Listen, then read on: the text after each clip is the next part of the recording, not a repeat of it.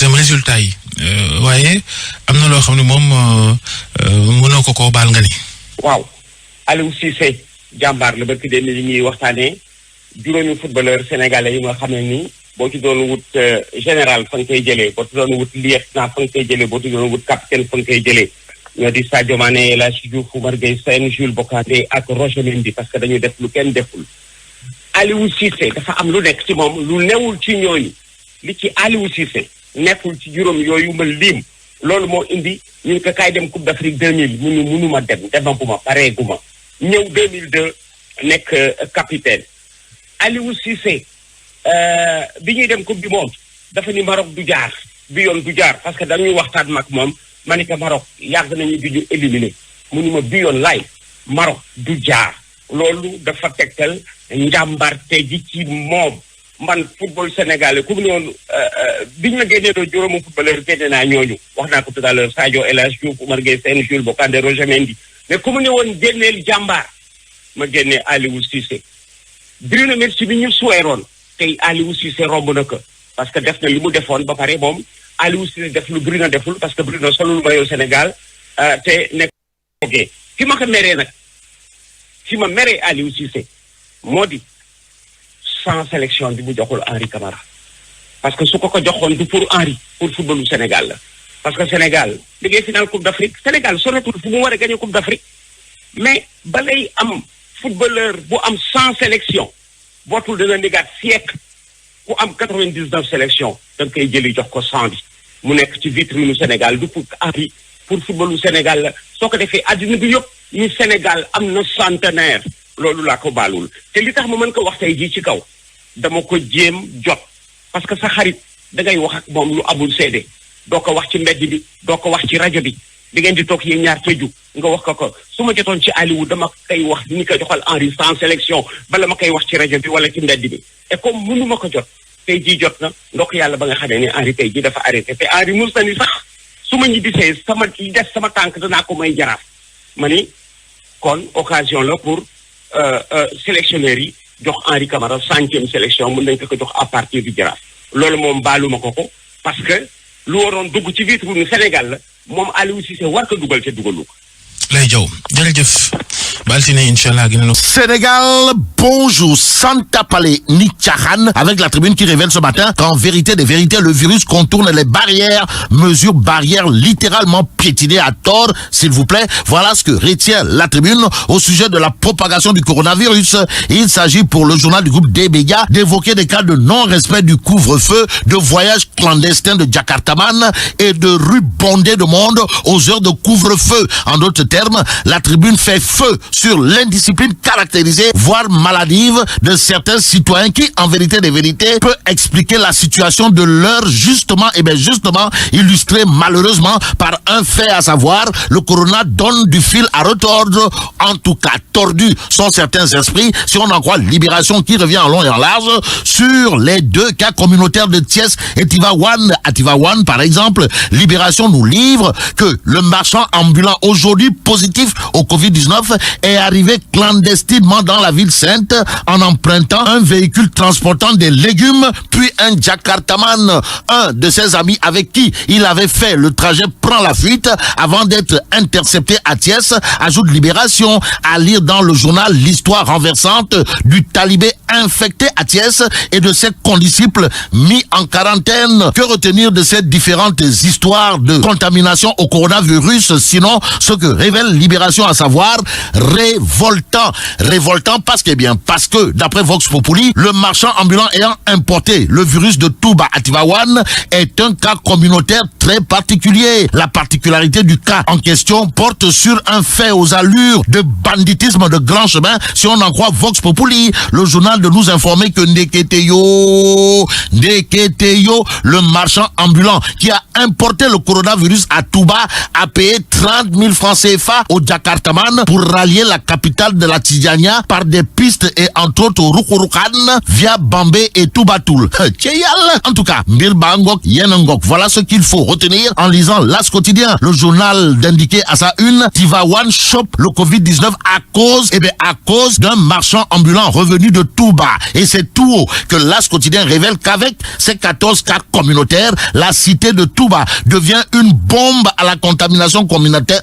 Une bombe à la contamination communautaire sans conteste. Et ce qui est incontestable, voire indéniable, d'après Source A, porte sur un fait, à savoir tous les lits du centre de traitement de Darou Marnane totalement, voire complètement occupés. Et au regard de la situation, Source A nous renseigne même que Darou Marnane n'écarte pas, alors là, pas du tout aujourd'hui, de recourir au fameux Yakale, bien connu, voire très bien connu, des cas rapides ou Ndiagandiaï. En tout cas, Source A titre ce matin, début de l'égir des malades, la maladie qui finalement intrigue, surtout que le journal critique nous renseigne que le Sénégal frôle les 500 cas, mais au cas par cas, il conviendrait de retenir ce qui a tout l'air d'une bombe à fragmentation. Comprenez, le virus prend l'ascenseur communautaire, les cas issus de la communauté qui montent en puissance. Wolf Quotidien accroche le professeur Seydi qui va sans masque ni gants. Pourquoi faire? Eh bien, pour se prononcer sur le confinement, le dépistage massif et entre autres, l'autre information à retenir une fois pour toutes et à lire à la une du Soleil quotidien. L'Astre de Anne révèle que les horaires du couvre-feu sont maintenus. Donc, maintenir la pression quoi qu'il en soit, malgré la demande de certains imams. Voilà ce qu'il faut retenir d'après les Échos. À la une du journal, on peut lire Macky Sall maintient les horaires du couvre-feu. Le journal faisant feu de tout bois dans cette histoire, c'est le Témoin quotidien qui effectue une incursion dans les hôtels réquisitionnés. En tout cas, 13 réceptifs sont concernés dans la région de Dakar, indique le Témoin quotidien. Le journal de noter que des gérants se plaignent du favoritisme accordé à certains dans la réception des patients clients. Un sacré client, le directeur de Direct News l'est pour le juge Télico. En tout cas, Pape Diogoy Faye, plus que c'est de lui qu'il s'agit, de signer un édito dans Direct News intitulé « Juge Télico, votre proposition est inopportune et le timing n'est pas bon. Ce qui est bon dans cette histoire porte sur les Tchokas et entre autres Punkalimamu Kouroubaïfal, Ngandimamou Mbolde Mouride, signé Pape Diogoy Faye contre le juge Télico qui, au regard du directeur du journal Direct News, a fait des propositions saugrenues en période de lutte contre le coronavirus.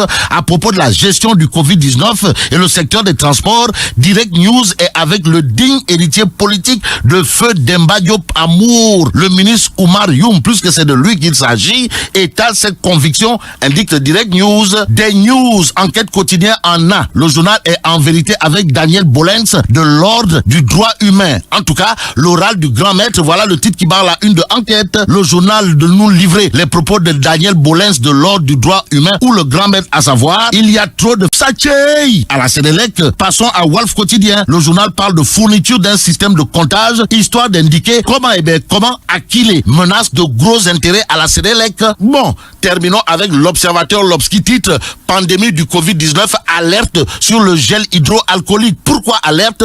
En tout cas, selon l'Observateur L'Obs, le gel hydroalcoolique peut altérer la qualité du sperme chez l'homme et entraîner des fausses couches chez la femme. Et là, mais là, c'est donc de. Oui, fuñu jëmati. Bon, vive le Sénégal.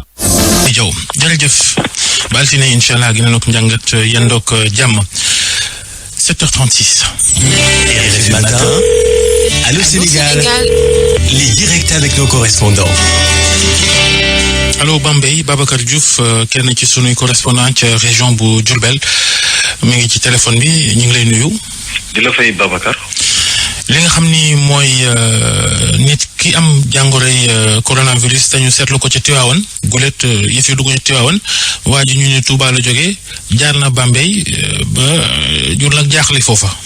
waaw jaaxle gu bari sax Babacar parce que bañ ko déggee ba léegi nit ñi seen xeet yi jeexi jaaxa kan la fi tasel ak kum fi taselul mu nekk laaj yoo xam ne dafay sampu wante lii gën a doy waar Babacar mooy li nga xamante ni moom la ñu gis ne moom la nit ñi di continuer di ba ñu tere dem beeg dikk bi ba léegi dafa mel ni takkaluñ ko benn yoon ba tax ci dëkk bi da ngay gisee moto Jakarta yi ak yeneen ci transport yoo xam ne ni dañuy karkarloog ñi nga xam ne ñooy force de sécurité yi di dem ci yenn dëkk yi dem ba Fatick sax yenn saa yi wala ca Kaolack wala ci Thiès ba yi nga xamante ni moom la ñuy laam-laamee ci kii ndem Tiwaawoon yóbbu fa feebar bi benn la ci mu nekk loo xam ne nii jaaxal na nit ñi te nag ay matukaay yu gën a dëgër war nañ ko gën a mën a jël li nga xamante ne bi ay teer ko sinon rek feebar bi dëgg doy waar Babacar. jërëjëf Babacar Diouf Oustaz Mor Thiam salaamaaleykum. waaleykum salaam wa rahmatulah barakaatu Hadj Babacar delloo naa la nuyu ak ziyaara. jërëjëf Oustaz yóbbalu bés bi.